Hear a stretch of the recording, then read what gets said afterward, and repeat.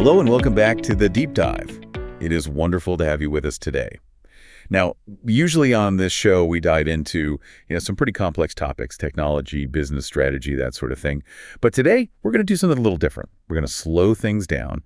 We're going to talk about something that sits on, millions, maybe billions of kitchen tables every single morning. It's actually closer to 2 billion cups a day. That's the estimate. 2 billion. That's a staggering number. It is. And, it's a pleasure to be here. You're right. Today's special. We're looking at a topic that seems so simple on the surface. Right. It's just a cup of hot black liquid. But if you actually dig into the research, and we have a huge stack of notes here from history journals, cultural guides, you realize it's not just a drink. It's a story about chemistry, about revolution, and about how human beings connect with one another. Exactly. We are talking about coffee. But I do want to make a special note for our listeners today. We know that many of you use this show to practice your English. Sure. So because this is a deep cultural history with some, specific vocabulary, we're going to make a deal with you. We're going to speak clearly. We're going to try to avoid those confusing, complex words where a simple one will do. And if we do use a technical term, because there are some really fascinating words in the world of coffee, we'll pause and we'll unpack it. We'll explain it simply. So yeah, think of this as a deep dive designed specifically for you. Perfect. So looking at our research, we found a phrase that I think really anchors this whole discussion.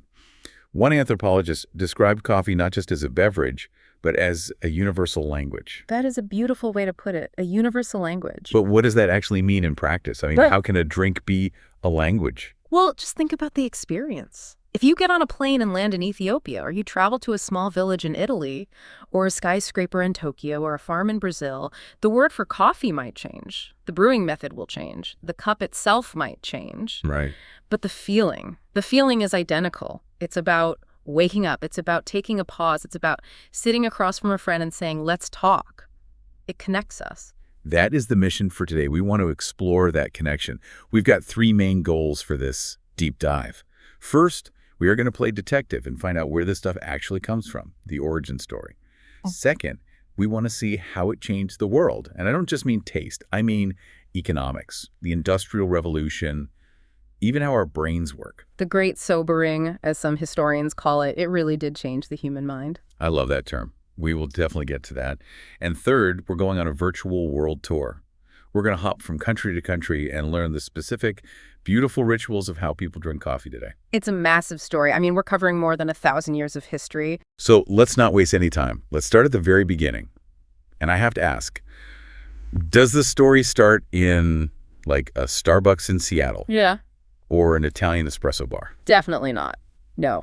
If you want to find the true beginning, you have to leave the modern city behind. You have to go way back in time, around the year 850 AD.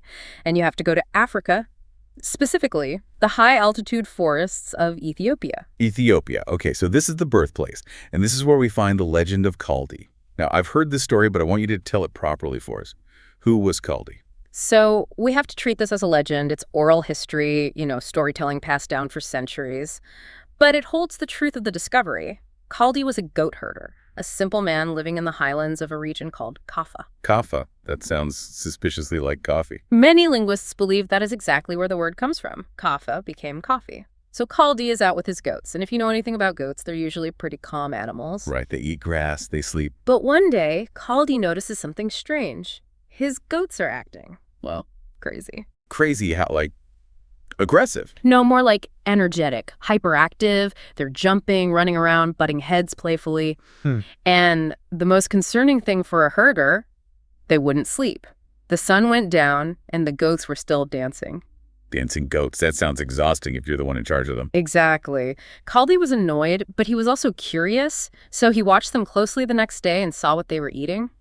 Small, bright red berries from a specific type of shrub. Red berries. I think this is the first thing people get wrong about coffee. We think of it as a brown bean, but it starts as a red fruit. Correct. In the industry, we call them coffee cherries because they look almost exactly like the cherries you'd put on a sundae. Kaldi, being a brave or maybe foolish man, decided to try the berries himself. And what happened to him? He felt the rush. You have to imagine this is a world with no energy drinks. He ate the fruit and felt his heart beat faster. The fog in his brain lifted. He felt alert, happy. He was so excited, he filled his pockets with the berries and ran to the nearest monastery. A monastery. A place where monks live and pray. Why there? In those days, the monks were the keepers of knowledge. They were sort of the scientists of the time. Kali wanted to share this magic fruit, but the reaction was not what he hoped for. It usually isn't in these ancient stories. They didn't like it. He was terrified. You have to understand their worldview. Sudden, unexplained energy. That sounded dangerous. One source says the head monk called it the devil's work. The devil's work. Yeah. They thought it was a potion that would corrupt the soul. So in a moment of fear, the monk took the berries and threw them right into the fire. He threw them in the fire to destroy them. Yes, but this is the pivotal moment. This is the big bang of coffee. Because when those berries hit the fire, the soft fruit burned away, and the seed inside the bean started to roast. Oh, I can imagine what happened next. The smell. I mean, think about walking past a coffee roastery today. That rich, toasted, nutty, almost chocolatey smell. That aroma filled the monastery. Aroma. That's a great vocabulary word for our listeners. It just means a smell, but usually a really pleasant, complex one. Precisely. And the aroma was so intoxicating, so beautiful, that the monks paused. They thought, surely something that smells as heavenly cannot be from the devil. They raked the roasted beans out of the fire, they crushed them up, essentially grinding them, and put them in a pot of hot water to save them. And just like that, they accidentally brewed the first cup of coffee. Essentially, yes. They tasted this black liquid, and they realized something very practical. Monks have a hard job. They have to wake up in the middle of the night for prayers, called vigils. I could barely stay awake at 3 a.m. watching a movie, let alone chanting. Exactly. But this drink, it was a miracle. It helped them stay awake. It gave them focus. It allowed them to pray longer and with more intensity. So coffee didn't start as a social drink. It started as a religious tool. A technology for prayer. That is a fascinating way to put it. It was about focus, not fun. So how do we get from a monastery in Ethiopia to the rest of the world? It has to cross the water. Right. It crosses the Red Sea. By the 15th century, coffee had arrived in Yemen on the Arabian Peninsula. And this is where the botany gets interesting. The plant's name is Coffea arabica. Arabica. So it's named after Arabia, even though it's from Africa. Exactly. And in Yemen, the Sufi monks adopted it, just like the Ethiopians. They called it kawa. Now, this is a cool little linguistic deep dive. The word kawa originally referred to a type of wine. Wine. But alcohol is forbidden in Islam. That is the whole point. Alcohol prevents you from being clear-headed. It makes you drunk. Coffee was the opposite. It gave you the energy and the buzz, but you remained sharp. You were sober. So it became known as the wine of Araby. It was the acceptable way to alter your state of mind. I see. So it filled that gap. It was a social lubricant without the intoxication. And because it was safe and legal, it moved out of the mosque and into the street. By the time coffee reached the massive city of Constantinople, which we now call Istanbul, around 1555, the culture just exploded. And this is where we see the first coffee houses, right? Yes. And the name they gave these places tells you everything about how they viewed the drink. They called them Mekteb Irfan. Mekteb Irfan. That sounds very formal. What does that mean? It translates to schools of the wise or schools of knowledge. Schools of knowledge. That is a very serious name for a cafe. You don't usually go to a cafe today to go to school. Well, think about what happened inside. For the price of a cup of coffee, you could sit for hours. People played chess and backgammon. They read poetry aloud. But most importantly, they shared news. So this was the internet before the internet. Precisely. Travelers would come in with news from other cities, merchants would talk about trade, philosophers would debate politics. If you wanted to be smart, if you wanted to be in the know, you went to the coffee house. But I can see a problem here. If you have a lot of smart people sitting around talking politics, doesn't that make the government nervous? Extremely nervous. You hit on a key point. Coffee has always been a little bit political. In the Ottoman Empire, the sultans often sent spies into the coffee houses to listen. Really? Spies in the cafe? Oh, yes. And there are times, specifically under Sultan Murad IV in the 1600s, when coffee was actually banned. He thought these schools of the wise were actually schools of sedition, places where people planned revolutions. That's wild. He wasn't afraid of the caffeine. He was afraid of the conversation. Exactly. He knew that when people wake up, literally and metaphorically, they start asking questions. But here's the thing about coffee. You can't ban it. It's too good. People kept drinking it in secret. Eventually, the leaders realized they couldn't stop it, so they decided to tax it instead. The classic government solution. If you can't beat them, tax them. It works every time. So coffee culture in the Middle East was thriving. It was sophisticated, social, and intellectual. And naturally, travelers from Europe started to notice. Okay, let's move to that next chapter. The spread to Europe. We're talking the 1600s now. Yeah. Venice, London, Paris. How did the Europeans react? Did they think it was the devil's work, too? Actually, yes, some of them did. When it first arrived in Venice, some Catholic priests were very suspicious. It was the drink of the infidels. They urged Pope Clement VIII to ban it. Poor coffee. Everyone wants to ban it. What did the Pope do? The legend says he asked to taste it first. He took a sip of this warm, rich, stimulating drink, and he smiled. He reportedly said, "This Satan's drink is so delicious that it would be a pity to let the infidels have exclusive use of it." He baptized the coffee? He basically did. He gave it the stamp of approval. And once the Pope said yes, coffee spread like wildfire. But the most interesting change happened in London. I read about this in the notes, the penny universities. Yes. In the mid-1600s, London coffee houses were fascinating places. They were called penny universities because the price of admission was 1 penny. 1 penny. And that covered the coffee. It covered the coffee and, more importantly, the access.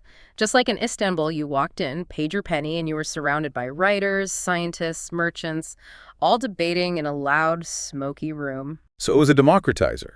It didn't matter if you were a lord or a regular guy. If you had a penny, you could join the conversation. To an extent, yes. And we have to look at the context here. This is the era of the Enlightenment, the age of reason. Science is exploding, democracy is being debated, and some historians argue that coffee was the literal fuel for the Enlightenment. That's a huge claim. You're saying the Enlightenment happened because of a drink. Well, think about the alternative. This is that great sobering argument we mentioned. Before coffee took over England, what were people drinking for breakfast? I would assume tea? Not yet. Tea was still very expensive. No, for breakfast, most people in London drank weak beer or ale. Beer for breakfast. It sounds insane to us, but you have to remember the water quality in London was filthy, full of bacteria. If you drank the water, you might die. Alcohol kills bacteria, so drinking beer was actually the safer choice. But alcohol is a depressant. Exactly. It dulls the senses. It makes you a little sleepy, a little slow. So for centuries, the entire population of Europe was walking around in a slight fog. So nobody was ever fully 100% sharp. Right. Now, imagine you take that population and you switch their morning drink. Instead of a depressant, beer, you give them a powerful stimulant, coffee. The lights turn on. The collective brain of Europe woke up. Suddenly you have energy, clarity, focus. And you're gathering in these coffee houses to share ideas. It's not a coincidence that huge breakthroughs in science, capitalism, democracy happened right as coffee took over. Can you give us an example, something that came out of these London coffee houses? Sure. Think about the financial world. There was a coffee house owned by a man named Edward Lloyd.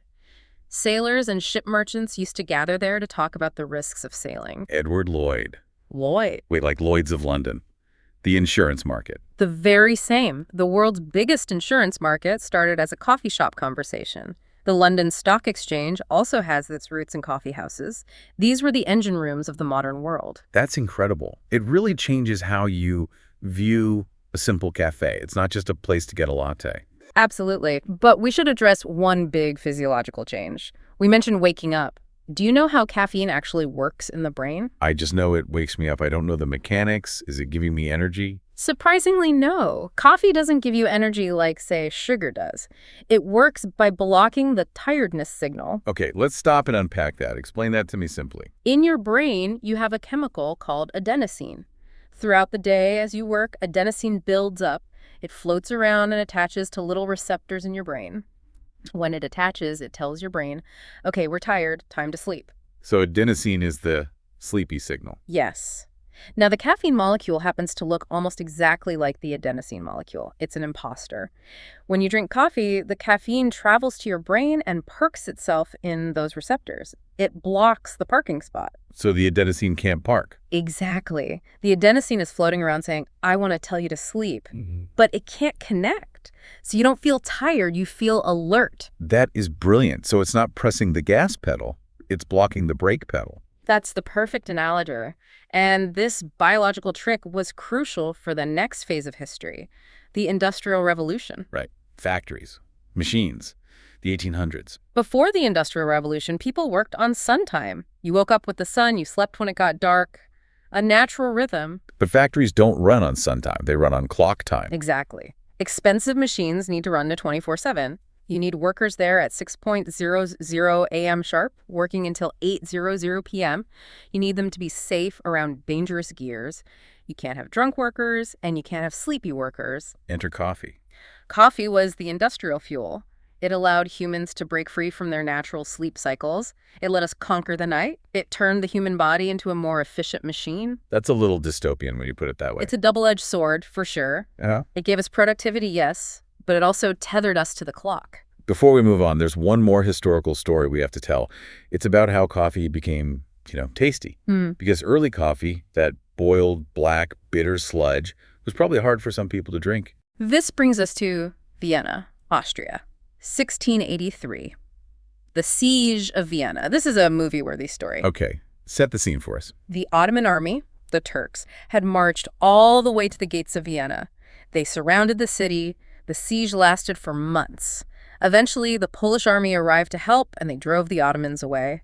The Turks fled so fast they left everything behind: tents, camels, and sacks of mysterious green beans. The Europeans didn't know what they were. The Viennese soldiers looked at these sacks and thought it was camel food. They were going to burn them. Wow. Imagine throwing away millions of dollars worth of coffee. But there was one man, a hero of our story, Jerzy Francisek Kulczycki. We'll call him Kulczycki. He was a spy who had lived in the Middle East. He spoke Turkish. He knew exactly what those beans were. So he saves the beans. He asked for the sacks as his payment for being a spy. He took them and opened one of the first coffee houses in Vienna. But he had a problem. What's the problem? The Viennese people hated it. They found the Turkish-style thick, black, sludgy way too bitter. So his business was failing. He had to innovate. He decided to filter the coffee to remove the grounds. And then he did something radical. He added a splash of milk and a spoonful of sugar. He invented the latte. In a way, yes. He invented the melange, which is the ancestor of the cappuccino. Suddenly, coffee wasn't a bitter medicine. It was a creamy, sweet treat. And the Viennese loved it. And that really set the template for how most of the Western world drinks coffee today. Yeah. With milk and sugar. Exactly. If you order a frappuccino or a latte, you're drinking Kulczycki's innovation. He made coffee approachable. And the Viennese coffee house became this unique thing. It was a place to buy time. Buy time. There's a saying. You pay for the coffee, but you consume the space. You could buy one cup and sit there for 5 hours reading the newspaper, and the waiter would never kick you out. It became a protected cultural institution. I love that. A sanctuary. Okay, so we've covered the history. Now I want to pivot to the business side. How did the industry develop into the massive thing it is today? We often talk about this in terms of waves, the first, second, and third wave of coffee. I hear these terms in cafes all the time. Oh, this is a third wave shop. But I never really knew what it meant. So let's break it down simply. What's the first wave? The first wave is roughly the 19th century up to the 1960s. The key word here is commodity. Commodity, meaning it's just a product, like wheat or corn. Exactly. The goal was to make coffee cheap, available, and consistent. This is the era of the big brands like Folgers and the tin cans. The stuff my grandparents drank. Yes. And there were two major inventions that drove this. First, vacuum packaging. How does that help? Well, coffee has an enemy. Oxygen. If you leave roasted beans out, oxygen attacks them. The oils go bad, and the flavor becomes flat and cardboard-like. Stale coffee. Got it. Right.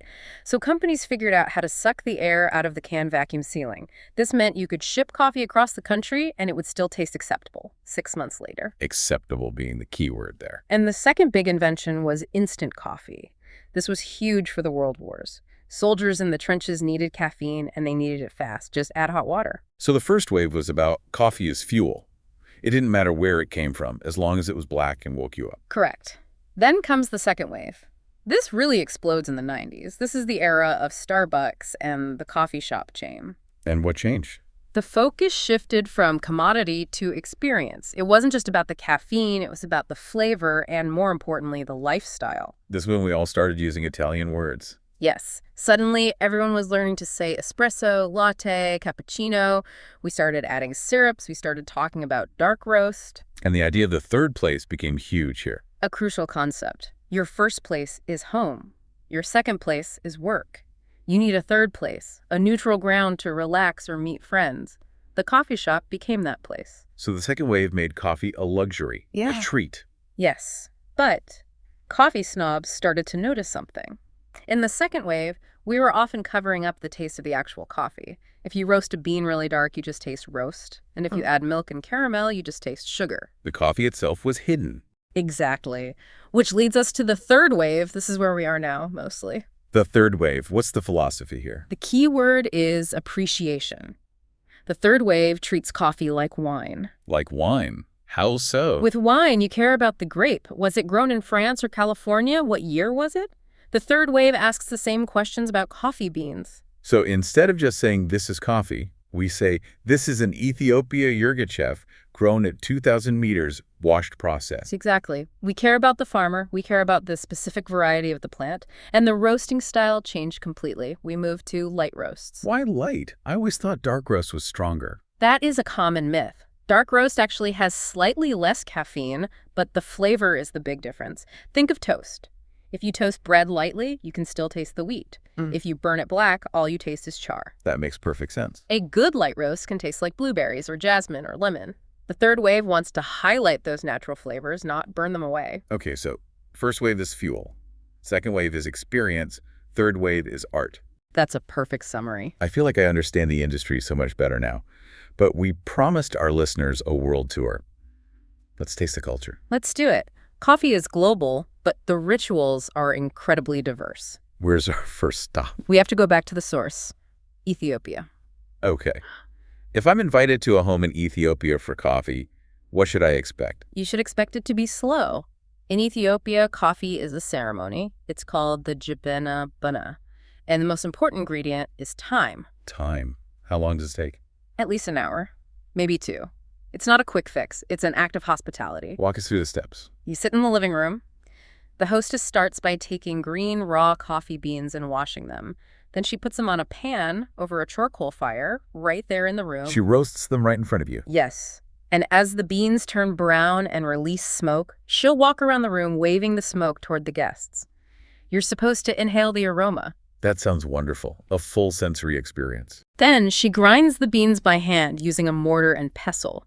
She puts the powder into a beautiful clay pot called a jibina and boils it.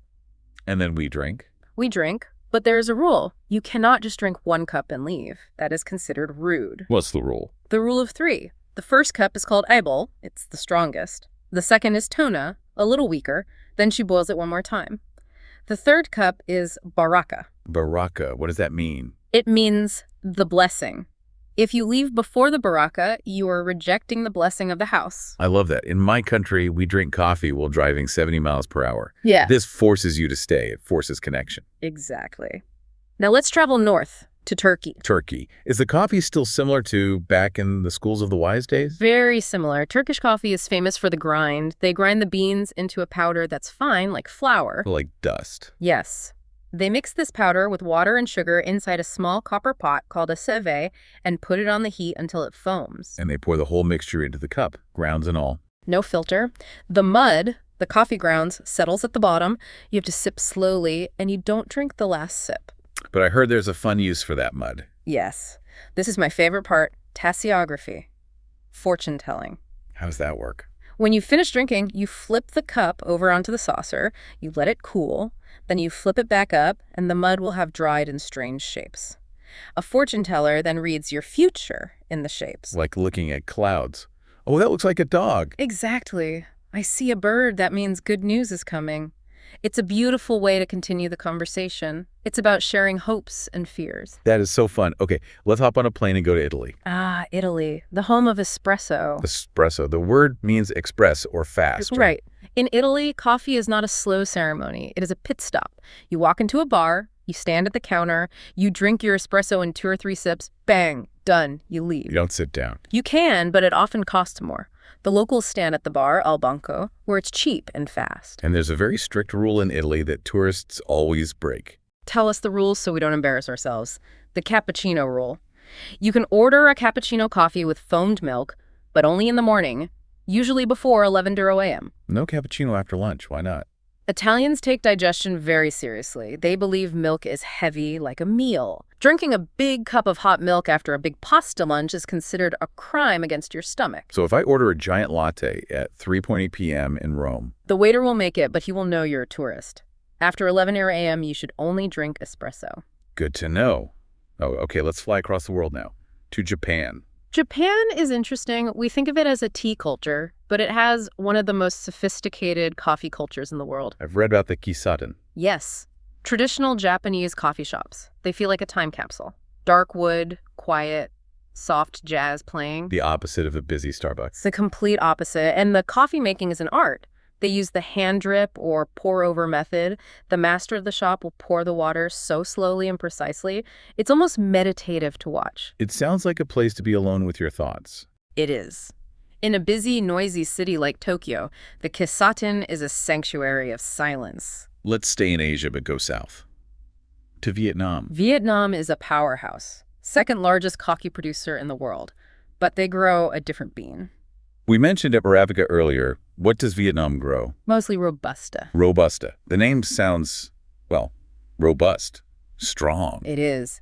It's bitter, earthy, and has almost double the caffeine of Arabica. Double the caffeine. Wow. It's intense. Because it's so strong and bitter, the Vietnamese developed a brilliant way to balance it. This is the famous condensed milk. Yes. They use a small metal filter called a fin that sits on your glass. The hot water drips through the Robusta grounds, and waiting at the bottom of the glass is a thick layer of sweetened condensed milk. Why condensed milk? Not fresh milk. It's a historical thing. Vietnam is a hot country. Fresh milk goes bad very quickly, especially back when they didn't have good refrigeration. Condensed milk comes in a can. It's preserved with sugar. It doesn't spoil. So a practical solution that turned out to be delicious. A culinary masterpiece. The super sweet, thick milk is the perfect counterpunch to the super bitter, strong coffee. It is delicious. Okay, one last stop. The giant.